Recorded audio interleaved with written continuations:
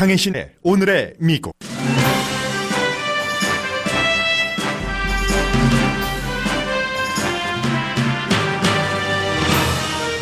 북한이 핵 잠수함을 만들고 있다는 전문가 분석이 나왔습니다. 새로운 탄도미사일 잠수함이 게임 체인저가 될 것이라는 분석입니다. 제임스 마티스 전 국방장관이 외교에 집중한 자신의 생각을 월스트리트저널에 발표했습니다. 미국은 어려울 때 함께했던 동맹국을 존중하지 않으면 고립된다고 강조하면서 논객 스타일은 지도자로서 부적합하다고 지적했습니다. 트럼프 대통령은 팍스뉴스가 더 이상 자신을 위해 일하지 않는다면서 다른 채널을 보라고 트윗했습니다. 소비자 확신지수는 여전히 좋지만 부자들이 돈지갑을 열지 않고 모기지 채무 불이행이 처음으로 늘어났습니다. 지난 몇 년 사이에 처음으로 늘어났습니다. 단기와 장기 채권 수익률도 다시 뒤집혔습니다. 미국과 중국의 무역 전쟁을 끝낼 방안을 폴 크루그먼 교수가 제시했습니다. 앞으로 6개월 동안 휴전하고 트럼프 대통령은 TPP 가입을 모색하며 시진핑 주석도 트럼프 대통령의 중국에 대한 강경한 입장의 기조를 모든 진영에서 지지한다는 걸 인식해야 한다는 지적입니다. SAT 점수를 관장하는 칼리지 보드가 경제 사정이 나쁜 학생들에게 기회를 준다는 뜻에서 적용하려고 했던 역경 점수를 시행하지 않는다고 밝혔습니다. 월스트리트저널은 옳은 조치라는 사설을 실었습니다.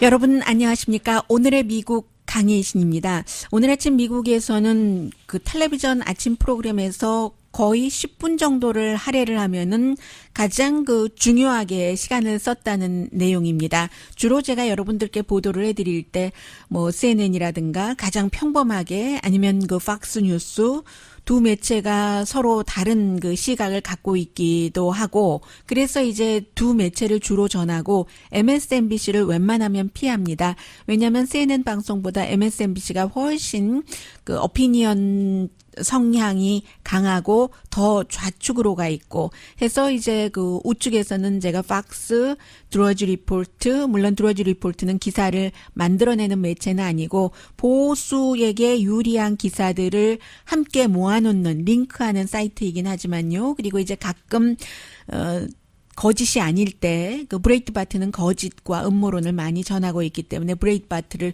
주로 인용을 하는데 오늘은 제가 MSNBC를 보도를 해드려야 되겠습니다. MSNBC에서 거의 10분 동안에 가장 많은 사람들이 MSNBC의 시청자 가운데서 보는 모닝조의 조 스카브로 앵커와 미카 브레진스키 이 두 사람의 북한 문제 전문가를 놓고 오늘 인터뷰를 했는데 왜냐면은 우선 지난 7월이었었던가요? 김정은 위원장이 새로 만든 잠수함 그 시설을 방문을 한 것을 크게 공개를 했습니다. 그러면서 저 잠수함에 무엇이 실리겠고 핵무기를 탑재할 수 있는가? 위에 부분은 처음에 북한에서 가리고 사진에서 그렇게 공개를 했었습니다. 그런데 위성으로 점검을 한 결과 위성 8월 26일이거든요. 8월 26일 위성 사진을 점검을 한 결과 어디서 점검을 했냐면은 여러 전문가가 있는데 특히 그 가운데서 빅터 차와 조셉 버뮤데즈 두 사람이 강조를 하면서 Behind the Parallel이라고 CSIS 전략국제연구소 소속의 한 기구죠. 여기서 위성 사진을 분석을 했더니 북한이 탄도미사일을 실어 나를 수 있는 잠수함을 지금 만들고 있고 그게 바로 이제 신포 조선소에서 만든다는 겁니다. 대형 선박과 크레인이 이제 계속 만들어지고 있는데 위성 사진으로 보여줍니다. 설명까지 하면서 시험 발사대로 사용할 수 있는 미사일이요. 핵미사일, 대형 선박과 트레인이라는 겁니다. 물론 이번 발표에서 곧 테스트가 있을 것이라는 증거가 있는 건 아니다. 그러니까 아주 극박한 위험이라기보다는 지금 위험이 emerging이라는 단어를 썼습니다. 다가오고 있다는, 좀 이렇게 떠오르고 있다는, 생기기 시작한다는 그런 것인데 분명히 이 사이트에서 뭐 크레인 몇 개가 만들어졌고 몇 개 하는 것을 정확하게 위치를 지정을 하고 있습니다. 그래서 이제 지난 3년 동안 이 심포에서의 잠수함을 만드는 그런 활동이 늘어나고 있다는 것이고, 이게 결국은 한마디로 가자면은 핵잠수함이라는 것이 굉장히 감지하기도 힘들고 요격하기도 힘들고 그렇기 때문에 이제 새로운 것이다라고 얘기를 하고 있는데, 이 내용을 보도를 하면서 MSNBC에서 일단 트럼프 대통령이 지금까지 미국 사람들에게 여러 번 여러 장소에서 언제나 북한 문제는 미국의 컨트롤 아래 들어가 있다, 문제 없다, no problem이다. 그리고 최근에 북한이 또 단거리 탄도미사일을 발사했어도 내가 해피하지는 않지만 그게 무슨 나하고 약속을 위반한 게 아니다라는 트럼프 대통령의 말부터 MSNBC에서 쭉 보도를 했습니다. So this is a game changer because nuclear. 이 내용이 아닌데요. 네. Pyongyang may be constructing a submarine capable of launching nuclear missiles and may be preparing for a test. 네, 하나씩 밀린 것 같습니다. 이 내용은 지금 제가 좀 전에 말씀드렸었던 바로 그 부분을 여자 앵커가 한 얘기였고요. 네, 제가 8번 비디오를 안 갖고 왔군요. 트럼프 대통령이 좀 전에 제가 말씀드렸었던 그런 내용을 얘기를 하고, 뷰티풀한 레터를 받았다. 이런 항상 무지갯빛 북한에 관해서 얘기하는 것을 얘기를 했고, 그리고는 이제 여자 앵커가 바로 브레진스키 앵커가 그런 얘기를 했고요. 그리고는 이제 이게 이제 어떤 상태인가 하고 전문가 얘기를 듣습니다. So this is a game changer because a nuclear submarine for North Korea with ballistic missiles on it would be stealthy. It's not like the stuff they launch from the ground that's easily targetable. And this is 네, 게임 체인저라고 얘기를 하는데, 왜 게임 체인저라고 하면은 지상에서 발사하는 미사일보다 오히려 잠수함으로 미사일을 탑재해서 발사했을 때는 더 찾기가 어렵고 요격하기도 힘들다는 얘기죠. 빅터 차 조지타운 대학교 교수, 그리고 이번 위성 사진을 공개한 빅터 차의 얘기였습니다. 그리고 물론 긍정적인 말도 있습니다. 트럼프 대통령이 김정은이라는 북한 사람을, 북한의 지도자를 박스 안에서 박스 밖으로, 세상 밖으로 나오게 한 그 자체는 아주 효과가 있었다라고도 얘기했습니다. Yeah, the president deserves credit for really trying something outside the box with North Korea because we have never done these summits before. But we've now had 3 meetings between the leaders and they've achieved absolutely 그러나 nothing. 지금까지 아무 지도자도 미국 지도자도 해보지 않은 일을 트럼프 대통령이 열심히 해서 김정은 위원장을 박스로 나오게는 The 했지만, president's nose. We haven't even talked about the human rights violations in 인권 위반에 대해서도 전혀 얘기하지 않고, 그리고 3번이나 김정은 위원장과 미팅을 했지만 핵 파기에 대해선 진전이 없는 반면, 이렇게 핵 활동에 대해서는 훨씬 북한이 발전하고 힘을 더 가져가고 있다 하는 얘기죠. 그러니까 이제 앵커가 조 스카보로가 나와서 7번이나 최근에 유엔 결의안을 위반한 것이라고 미국 사람들에게 리마인드 시켜줍니다. 7 UN resolutions. 7. He's in violation of the missile test of 7 UN resolutions. And yet Donald Trump keeps apologizing for this tyrant. Yeah, I mean, there's so many weird. 네, 그래서 이제 또 다른 전문가가 정말 그런데도 불구하고 트럼프 대통령이 김정은 위원장에게 하는 여러 가지 처신을 보면은 weird하다고, 정말 괴상망측하다고 할 그런 정도라고 얘기를 하고 있습니다. 샘 스타인 씨입니다. 요즘은 미국의 매체 가운데서 데일리 비스트도 북한 관련 보도를 많이 하고 있는데, 외교적으로 여러 가지 시도를 해봤지만 이 샘 스타인 씨는 트럼프 대통령 시절에 뭔가 북한과의 핵 협상이 이루어지지 않는다고 보고 있습니다. 7 UN resolutions. The next president will take office at some point, And they will have to decide should they continue. 결국은 다음 대통령이 트럼프 대통령이 일단은 열어놓긴 했지만 북한 문제를 이어받아서 어떻게 할 것인가, 외교적으로 풀 것인가, 아니면 이제 그 핵 가진 북한을 받아들일 것인가, adjust라는 단어를 쓰고 있는데요. And that any adjustment to what Trump is doing will be perceived as aggressive by the North Koreans. And so 네, 그런 얘기를 했습니다. 그러자 이제 조 스카보로는 참고적으로 이 진행자는 말씀드리면 트럼프 대통령을 아주 싫어하는 그 공화당 본인도 정치인을 했었고, 그래서 결국은 공화당을 탈퇴를 했는데 아무의 경고도 듣지 않고 트럼프 대통령이 김정은 위원장에게 계속 뭐라고 말씀드리면 되나요? 김정은 위원장에 의해서 조종당하고 북한 리더에 대해서 바보가 되는 것. 이게 이제 미국의 는 대단한 그 재난이고 결국은 그 트럼프의 그 레가시가 이 부분으로 그 딱 규정이 될 것이다라고 얘기합니다. Listen to any of the warnings. He's being made a fool of every day by the leader of North Korea, and he can't admit it. So he'd rather just keep being made a fool of instead of admitting that he was disastrously wrong and that he's made America far less safe because of his quote love letters with Kim Jong-un.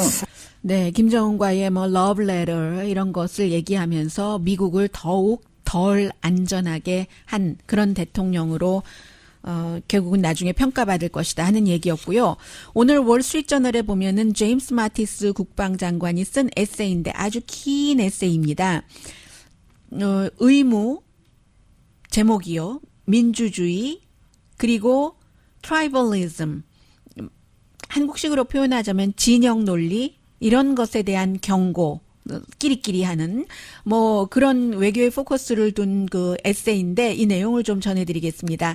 제임스 마티스 국방장관은 트럼프 대통령과 그 주한미군을 철수를 해야지 된다던가 방위비 분담금이라든가 이런 것에 전혀 의견이 맞지 않아서 결국은 사임하겠다고 했고, 그런데 그 사임 레터에도 어느 정도 이제 그 뭔가 본인의 뜻을 적었기 때문에 사임 편지에도 그래서 굉장히 그 트럼프 대통령이 화가 나서 인수인계 다 하고 그만두겠다는 사람을 그냥 해고시켜버렸습니다. 그때 그 사임 레터에 그 논객은 리더로서 부적합하다. 폴레미시스트라는 그 단어를 쓰면서 그렇게 얘기를 했는데 오늘도 역시 그 단어를 좀 썼고요. 기본적으로 본인은 그 해병대에서 오래 일했었던 사람이잖아요. 거기서 배운 모든 스킬을 갖고 할 수 있는 한, 할 수 있는 기간까지 장관으로서 모든 것을 다 했다고 얘기를 합니다. 그런데 오늘 이 에세이에서 천편일률적으로 강조하는 것이 동맹국에 대한 신뢰거든요. 그 헌법을 수호하면서 정말 그 국방장관으로서 기쁨이 컸어도 어쨌든 물러날 수밖에 없었다. 트럼프 대통령을 직접적으로 이름을 대고 비난하진 않았습니다. 그런데 동맹국이 없는 국가, 그런 그 리더는 정말로 약할 수밖에 없다는 얘기를 했고요.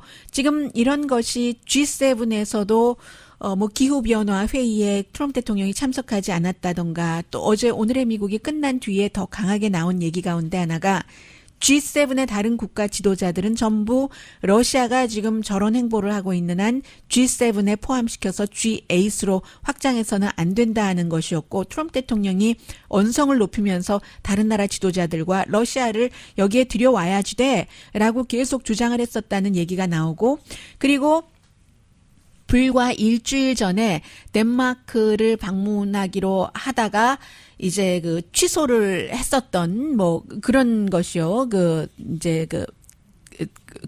그린랜드 사는 부분과 관련해서요. 이 시점이기 때문에 이게 이제 다 동맹국들과 연관되는 거잖아요. 그래서 현명한 리더는 긴 것을 제가 핵심만 전해드리자면 이렇습니다. 현실 안에서 자신이 약속지킬 수 있는 수준 그리고 최선을 다해서 약속한 것을 성취할 수 있는 한도 안에서 외교정책, 의도를 담아서 외교정책을 펼친다. 그리고 자신을 돕는 그 주변 사람들을 그 어떤 자문이라든가 이런 사람들의 노하우를 인정한다. 현명한 리더십은 공동 작업을 한다. 공동 작업을 하지 않을 때 실패한다는 것을 안다. 국가는 동맹국과 함께 번영을 한다. 동맹국 없이 단독으로 미국은 미국인과 미국의 경제를 지킬 수 없다. 폴러미시스트, 이 논객의 역할을 하는 것은 지도자에게 충분하지 않다.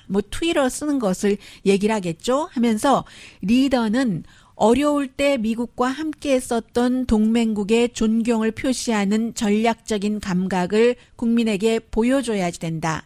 가능한 한 많은 국가와 공동 목표를 가질 때 불완전함이 있는 이 세상을 더 좋게 만들 수 있다. 그게 없으면 우리 미국은 점점 고립된 위치에 서게 되고 세계도 그에 따라서 위험에 처하게 된다. 이게 제임스 마티스 트럼프 대통령에 의해서 해고당한 전 국방장관이 오늘 월스트리트저널에 보낸 아주 제법 긴 길이의 기고문이었습니다.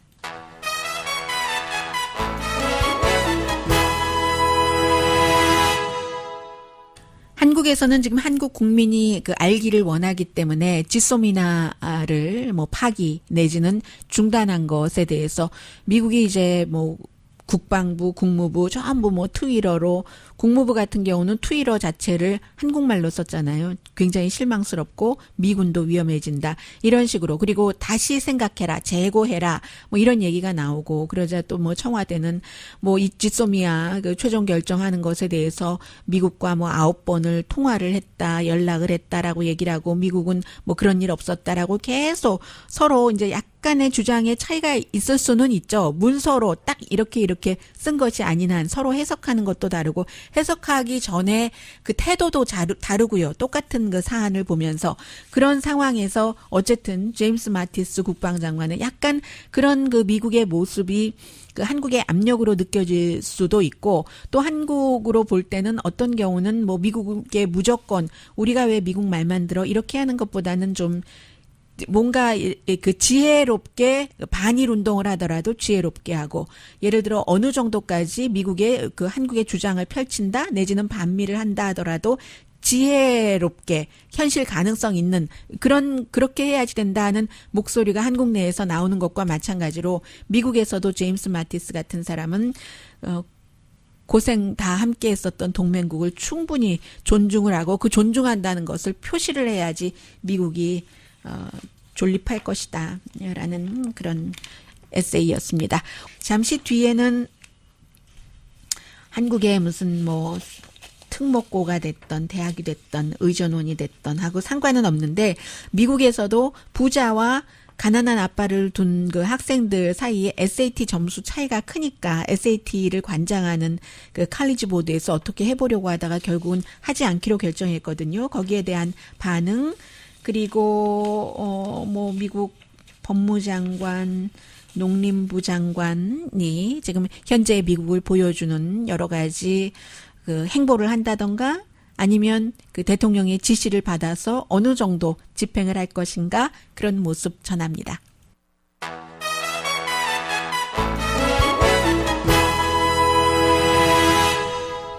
라디오 서울 방송 오늘의 미국 듣고 계십니다. 미국에서 이제 공부하면서 학원을 안 다니던 학생 가운데서도 나중에 이제 SAT 치르기 전이나 한번 치러보고 점수가 별로면은 다른 친구와 비교해서 SAT 학원 한번 가야지 되겠어요. 이런 얘기를 하죠. 저희 조카도 학원이라고는 중학교, 고등학교 다 한 번도 안 다녀보다가 SAT 학원은 가야 되겠다고 나중에 얘기를 했고, 실제로 학원에 가서 돈을 들인 만큼 점수를 많이 받은 것도 사실입니다. 그렇기 때문에 미국에서 오랜 동안 논란이 있었고, SAT를 관장하는 칼리지 보드에서 15가지였었잖아요. 5월 달에 발표할 때, 수입이라든가 부모의 교육 수준, 또 살고 있는 지역의 범죄율, 집 집값 이런 것을 이제 쭉 그 SAT 그 스코어와 함께 그 반영을 뭔가를 책정을 해서 학생은 모르고 그 대학교에 그 학교 SAT 점수를 제출을 할 때 함께 하겠다. 그래서 이제 그 어렵잖아요. 그런 학생들이 부자고 아주 쉽고 부모가 뭐 몇천 달러 되는 SAT 학원비 쏙쏙 그 대주고 하는 그런 학생들에 비해서 어렵기 때문에 어려움 점수 해서 역경 스코어 한국말로 그렇게 번역을 할 수밖에 없더군요. Adversity 스코어라고 했는데 너무너무 이렇게 하겠다 했더니 반대가 많은 겁니다. 반대가 많아서 결국은 하지 않기로 했습니다. 이게 합법이냐 불법이냐 장점보다 뭐 단점이 더 많지 않느냐 그리고 요즘은 SAT를 그 필수가 아니라 옵셔널로 하는 그런 학교들도 늘어나고 있는데 뭐 이런 얘기요. 그래서 이제 이 그 역경 스코어 점수라는 것이 평균이 50으로 할 때 1에서부터 100까지 이렇게 한다 하는 것이었는데 결국은 반대가 많아서 안 하기로 했습니다. 오늘 이제 월스트리트저널이 사설에서 그 안 하기로 한 것이 잘한 것이다라고 얘기하면서요. 제가 지금 여러분들께 말씀드렸던 어떤 뜻에서 이렇게 하려고 했었는가 하는 것을 얘기를 하고 그러나 문제는 예를 들어서 저소득층 학생인데도 고소득층 학교에 다닐 수도 있고 그럴 경우 뭐 손해를 볼 수도 있는 경우도 생기고 또 부모님의 교육 수준이 아주 높아서 박사집 자녀가 저소득층 학생들이 많이 다니는 그런 학교에 다닐 수도 있고 이런 경우 뭐 이득일 수도 있겠고요. 또 중간층은 중간층대로 모든 것이 일률적으로 적용될 수가 없다. 그리고 이제 더 중요한 건 심리라고도 할 수 있는데 그 본인이 어떻게 컨트롤하지 못하는 환경 같은 것, 물질이 우선이라는 뭐 여러 가지 해서 완전하지 않다는 얘기입니다. 그래서 결국은 미국의 여러 그 문화에 따라서 이것을 그 칼리지 보드에서 하지 않기로 한 것은 옳은 결정이다. 객관성을 말하자면 찾기 힘들다는 거죠. 뭐 이렇게 새로 바꿔봐도 여전히 그 특권을 누릴 수 있는 학생은 특권을 누릴 수 있고 또 여전히 전처럼 그 특권을 누리지 못하는 학생은 특권을 누리지 못하는 학생도 있기 때문에 아무튼 그래서 안 하기로 했다는 건 말씀드리고요. 그리고 이제 이 부분에 대해서는 미국이 한 10년 전까지만 하더라도 진짜 무서운 나라야. 미국 대단하기도 하고 어떤 면에서는 좀 위대하기도 해라고 생각을 했었을 때 오일 시추 같은 것도 안 하고 수입해다가 쓰면서 뭔가를 그 보존을 하잖아요. 다른 나라 거 다 쓰고 나서 우리 거 쓰겠다는. 그런데 이제 지금 공화당 들어와서 특히 트럼프 대통령 들어와서 그런 것들이 많이 줄어들었죠. 지금 어제부터 알래스카 열대림의 그 벌목 허용을 대통령이 지시를 했다. 뭐 시행된다는 건 아니고요, 아직. 그런 얘기를 했는데 거기서 벌목뿐만이 아니라 뭐 광산업도 할 수 있고 에너지 그 시추도 할 수 있고 텅가스. 알래스카에서 이 방송 듣고 계신 분들 계세요? 안녕하세요. 저는 못 가봤는데 텅가스 내셔널 포레스트 여기가 알래스카 남동쪽에 있다면서요. 16점 지도에서나마 찾아봤습니다. 그 16.7에이커래요. 이게 웬 얘기입니까? 1670만 에이커인데 그 가운데서 대통령이 여기 벌목을 그 허용해라고 한 것이 벌목 규제에 묶였었던 다 규제한 것은 아니고 950만 에이커 여기는 이제 그 풀어서 벌목도 할 수 있게 한다. 사실은 알래스카에서 벌목하시는 분들이 많으시겠어요? 아니면 뭐 그 세먼 잡는 분들이 많으시겠어요? 벌목은 알래스카 전체 주민의 그 직업의 1%도 안 된다고는 하는데 공화당이 하도 뭔가를 그 이게 의미가 있고 상징성이 있는 거잖아요. 해서 뭐 좀 규제를 풀어라. 그리고 뭔가를 좀 사업적으로 개발을 허용을 해라. 규제를 풀고 해서 이제 트럼프 대통령이 농림부 장관에게 지시를 했답니다. 알래스카가 사실은 그 세계에서 가장 그 손상되지 않은 열대림으로서는 규모가 크답니다. 그래서 이제 이게 빌 클린턴 대통령 그 임기 마지막에 그쪽으로 가는 길을 놓는 것을 금지하는 정책을 발표해서 길이라는 것이 개발과 연관되는 거잖아요. 그래서 이제 그때 이제 꼭 알래스카뿐만이 아니라 전체적으로 아주 많은 그 한 뭐 그 5,800만 800만 에이커든가요. 뭐 그 정도를 개발을 못하도록 그 국유지에서 물론 사유지가 아니라 이렇게 딱 묶어놓은. 그런데 이제 이 규제를 풀어버린다 하는 얘기가 되고요. 뭐 대통령도 나는 규제를 푸는 사람, 개발을 허용하는 사람 이런 이미지가 있는 데다가 알래스카 주지사도 공화당이고 또 그 상원의원 리사 머커스키 그 상원의원도 다 이거 좀 규제 좀 풀어달라 해서 이제 트럼프 대통령이 본인의 그 뜻과도 맞고 해서 이렇게 된 거고요. 그렇게 될 때 항상 생태학자들 뭐 환경보호론자들이 얘기를 하잖아요. 그 톤가스라는 이 내셔널 포레스트가 정말로 큰 나무들이 사는 집인데 당연히 그렇겠죠. 개발을 하지 않았으니까. 큰 나무들이 많이 살면은 어떻겠어요? 브라운 색깔 곰도 많고 알래스카 곰이요. 새들도 많고 사슴, 다른 좀 희귀 동물들 동물 내지는 뭐 조류들이 있는데 그것을 이제 그 손상되지 않은 자연을 손상하도록 하겠다. 또 다른 쪽에서 말하면 개발을 허용하겠다는 것이고 뭐 그뿐이 아니라 지금 오일 시추도 다 그 마찬가지가 되겠고요. 이런 것들이 다 2020년 재선 캠페인에 맞춰서 하는 것입니다. 그리고는 이제 벽 짓는 것도 마찬가지예요. 트럼프 대통령이 당선되는데 가장 중요한 역할을 했었던 것이 벽 쌓기, 멕시코와 사이에 지금은 한 60마일인가 밖에 그 완성이 안 됐다고 하거든요. 그러니까 대통령이 연방정부 예산을 저쪽에서 뽑아서 벽 쌓는데 자꾸 넣으려고 하고 하니까 그게 조금 문제가 되는 것들이 있는데 그것도 이제 역시 선거와 연관이 있고 이참에 말씀드리자면 9월 달에 있는 민주당 그 예비선거 후보들의 토론회는 아마 하루로 압축될 수도 있는 것처럼 오늘로서는 지금 그렇게 돼 있고요. 또 하나는 윌리엄 바라는 연방 그 법무장관이 굉장히 인상은 무뚝뚝하다고 할까요? 스터번하다고 할까요? 미국식 단어로 표현을 하자면. 그런데 트럼프 대통령에게는 굉장히 카인드하고 스마일링을 잘합니다.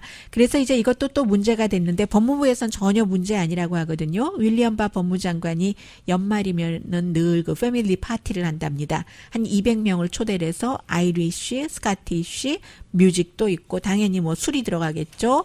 해서 12월 8일인데 트럼프 대통령 호텔에서 하는 거예요. 해서 한 뭐 3만 달러에서 4만 5천 달러 정도를 쓴다는 거거든요. 물론 대통령이 날마다 그 호텔 일을 관장을 하진 않지만 그렇게 거기에 돈 내면 대통령이 돈 버는 거죠. 아들들이 지금 관리를 하고 해서 구태여 이 연방 법무장관이 그렇게까지 할 필요가 있는가. 아첨을 해도 너무하네. 이쪽에선 이런 얘기를 하면 또 저쪽에서는 아첨은 무슨 아첨. 이 법무장관이 다른 호텔을 다 찾아봤는데 벌써 다 예약이 끝나서 트럼프 호텔밖에 없다고 하는데 도대체 왜 그러는 거야? 이런 얘기를 하고 있고요. 사실은 기본적으로는 그 대통령의 호텔이라든가 어떤 대통령의 자산에 외국 사람들이 와서 돈을 쓰게 하거나 이런 것을 금지하는 그런 정도의 법은 있는데 미국 대통령 가운데서 언제 호텔을 갖고 있는 대통령이 있어 봤어야죠. 그러니까 이제 트럼프 대통령은 대체적으로 그런 거 좀 무시하는 스타일이고 특히 또 국가 가운데서도 그런 미국의 룰을 사우디아라비아처럼 무시하고 계속 워싱턴에 있는 트럼프 호텔에 많은 돈을 벌게 해주는 그런 국가들도 있고요. 해서 미국식으로 비유 맞추다 뭐 이럴 때 커리 페이버라고 얘기를 하잖아요. 대통령에게. 그렇게 얘기를 하는데 지금 법무부에서는 아니다라고 얘기를 하고 있고요. 참고로 말씀드리면 제가 한인에서 호텔에서 일하시는 분들도 많이 계시기 때문에 알려드리면 워싱턴 DC에 있는 그 트럼프 호텔에서 그 큰 룸이요. 200명이 들어간다고 하잖아요. 그 룸을 디자인을 이방카가 했다는데 그 디자이너를 고용해서 했겠죠. 그 룸을 빌리는 게 $4,500고요. 이제 사람들 음식을 버페로 하는데 오픈바도 분명히 있고요. 하는 경우에 한 $135 정도로 잡는답니다. 음식을 $115로 잡고 시간당 1시간 추가되면은 또 $30씩 더 에디셔널 차지가 있고요. 바가 1인당 한 $29. 그리고 또 이것도 1시간 추가되면 1시간에 $29인데 $12 추가를 한다고 하고 취소해도 $31,500는 내야지 된다고 하고요. 그래서 연방 법무장관 이게 이슈가 되고 있는데 법적으로는 문제가 없는 것으로 해석을 아마 하는 것 같습니다. 잠시 뒤에 그 집세를 못 낸 사람들이 생기고 있다고 하거든요. 전해드립니다. 부자들은 또 돈이 있어도 안 쓰고요. 이유가 있겠죠?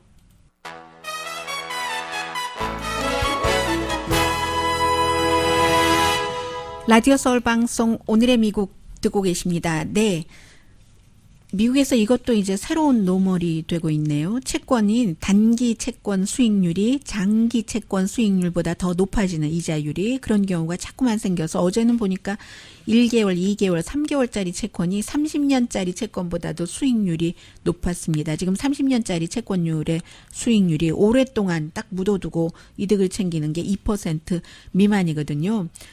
그래서 트럼프 대통령이 무역전쟁 뭐 괜찮아. 내가 이기고 있어. 앞으로도 이길 거야. 아무리 이렇게 말을 해도 투자가들은 좀 안 듣는 것 같고요. 금값 많이 올라갔고 소비자 확신은 그래도 비교적 좋은 편입니다. 뭐 컨퍼런스 보드 또 유니버시티 오브 미시건 두 가지의 소비자 확신 지수가 있는데 컨퍼런스 보드가 아무튼 조금 더 좋은 것 같고요. 6월 달에 내려갔다가 다시 7월 달에 올라갔습니다. 그런데 이제 또 하나는 부자들이 돈을 안 씁니다.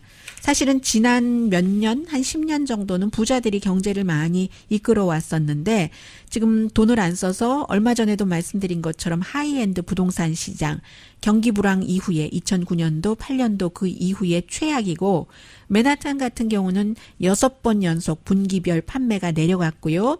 또 요즘은 뭐 개인적으로 부동산 에이전트 통하지 않고 레드핀 같은 거 많이 보시잖아요.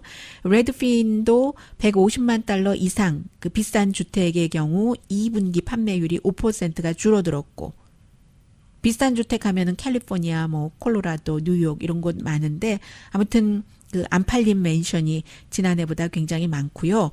고급 소매업소도 굉장히 어렵습니다. 바니스 뉴욕은 파산 신청 얼마 전에 했고 노스트롬도 3분기 연속 매출이 줄어들고 대신에 월마트나 타겟 같은 경우는 예상했었던 것보다도 지금 판매가 강합니다. 그리고 얼마 전에 그 페블비치에 자동차 경매가 있었는데 가장 그 비싼 자동차 경매잖아요. 뭐 반 정도가 100만 달러 이상이고 뭐 이랬는데 이번에는 뭐 7만 5천 달러 미만 그런 자동차가 많이 팔렸다고 하고요. 2019년 첫 6개월 동안 미술 경매도 내려가서 미술 경매가 이제 줄어든 것도 지난 몇 년 사이 처음이랍니다. 소도비 경우 판매가 10% 줄어들었고 크리스티도 22% 1년 전에 비해서 판매가 줄어들었습니다. 이유는 뭐 당연히 뭐 사람들이 그 마켓이 불안정한 것 그리고 국제 경제 성장이 어떻게 될까? 여기에 이제 그 미국과 중국의 그 무역 마찰 같은 것도 들어가고요. 특히 마켓이 불안정한 것이 부자들이 돈을 안 쓰는 큰 이유인 것은 이해가 되는 게 탑 10% 부자가 미국 주식 80%를 갖고 있습니다. 당연히 주식값에 예민할 수밖에 없고요. 그리고 또 아주 부자는 회사도 다른 나라 뭐 해외에 지사도 있고 하잖아요. 그런 것도 영향을 받게 되고요. 그에 비해선 뭐 오히려 중간층이 조금 나을 수도 있고요. 실업률이 뭐 괜찮고 주택도 아주 비싸지 않으니까 비교적 지역에 따라서는 안정된다고 할 수도 있고. 그래서 지난 10년 동안 부자에 의해서 정의가 됐었던 이 미국의 경제가 요즘 어떻게 보면 메인 스트리트로 돌아오는 것 아니야? 이런 생각을 할 수도 있고요. 어쨌든 부자가 돈을 많이 갖고 있는 건 사실인데 부자는 돈이 많아도 어떤 내가 지금 쓸 때야? 또 써야지 될 그런 항목이야? 확신이 들 때 쓰잖아요. 그래서 부자가 됐는지도 모르겠고 어쨌든 그런 습관이 있는데 지금 부자들은 안 쓰고요. 모기지 채무 불이행이 지난 1년 전보다 3%가 늘어났습니다. 아주 한 뭐 10년 사이 최고인 것 같아요. 늘어난 게 다 마이너스 쪽에 있다가 지금 3%가 올라갔는데 2019년 2, 4분기에 몇 명인가요? 24만 3천 명이 그 몰기지 그 페이먼트를 못 했고요. 그것도 이제 90일 이상 못 내는 사람들도 늘어나고 있다고는 하고 다 이런 게 있고요. 그리고 이슈가 조금 다르긴 하지만 오늘 제가 못 전해드린 게 있어서 지금 하나 전해드리겠습니다. 얼마 전에 지난주였었던가요? 워싱턴 포스트에 탈북한 그 젊은이 가운데서 한국의 케이팝 같은 것을 보고 나도 케이팝 스타가 돼보겠다고 뭐 춤도 연습하고 노래도 연습하고 하는 젊은이를 소개를 했는데 오늘은 또 그 월스트리트저널이 탈북자 새로운 세대 뭐 본인이 어떻게 데이트를 하는가, 데이팅 웹을 이용을 하는가, 또 음식, 북한의 음식, 화장 이런 유튜버들이 그 탈북한 사람 가운데서 많이 늘어난다고 하면서요. 서울대학교 학생이죠. 허준 씨 27살. 유튜브 보니까 11분짜리인데 전 지루했어요. 처음에. 가만히 서서 양팔 벌리고 그 도시에서 있는데 처음엔 사람들이 그냥 가만히 있다가 나중에 알게 됐습니다. 제가 급한 마음에 봐서 지루했었던 것 같아요. 아침에. 이 사람이 이제 구독자가 10만 명이 넘는데 뭐 요즘 돈도 번다고 해요. 내가 북한에서 탈북해서 온 사람인데 나를 허그해달라 하니까 나중에는 사람들이 다 허그하고 또 뭐 외국 사람들도 허그하고 하는데 허준 씨뿐만이 아니라 또 그 능태기 술인가 제가 써놓고도 잘 모르겠어요. 또향이라는 그런 그 이름을 가진 사람이 그 북한의 뭐 음식을 소개를 한다든가 강나라 씨 같은 경우는 굉장히 유명하다면서요. 한국 배우들이 북한 액센트를 할 때 그것이 맞는가 틀리는가 뭐 이런 그 뒤에 화면에 보니까 송강호 씨 영화에서의 딱 그 군복 입은 모습 있는데 아무튼 이렇게 그 처음에는 그 탈북자를 돕는 재단이라든가 이런 곳에서 일을 하다가도 탈북자들이 이제 자본주의를 알아가는 과정을 얘기를 하는 거죠. 월스트리트저널이. 거기서 내가 살아갈 만한 돈이 충분히 나오지 않으니까 이렇게 유튜브로 사실은 성공해서 돈 번다는 게 굉장히 힘든 거지만 증권에서 보통 사람이 돈 번다는 것과 똑같은 얘기이기도 하지만 어쨌든 이제 탈북자 젊은이들이 거기까지 왔다 하는 내용 보도가 됐습니다.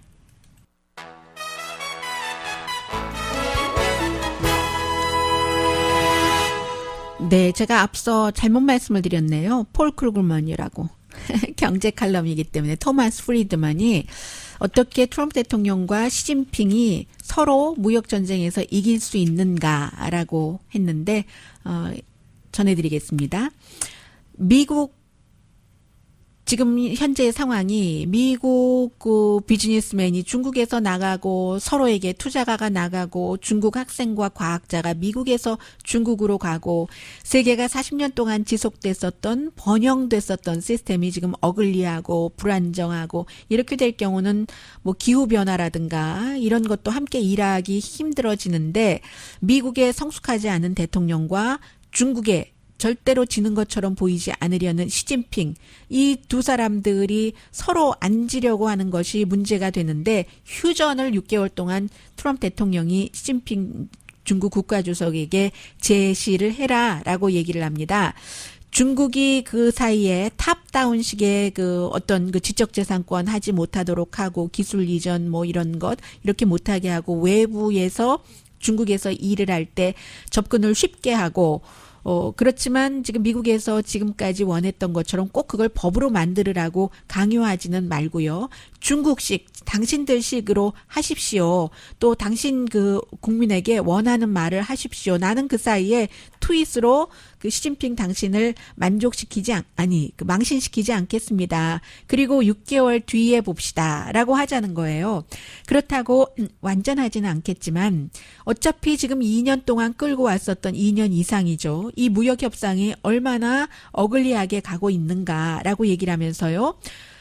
트럼프 대통령은 모든 것을 트위터로 공개하고 그것도 부풀려서 내가 항상 이기고 있다 이런 의도로 얘기를 하는데 중국이 만만치 않은 국가라는 것을 다시 강조를 합니다. 인구만 하더라도 세계 6분의 1이나 되고 미국 채권을 1조 1천억 달러를 갖고 있습니다. 지금 현재 일본이 이것보다 조금 더 많이 갖고 있다고 어제 새로운 기록이 나왔어요. 그러면 이게 1조 1,000억 원 정도면 미국 정부가 외국 정부에게 진 빚의 27%거든요. 27% 중국에 지고 27% 일본 그리고 나머지가 다른 국가군요.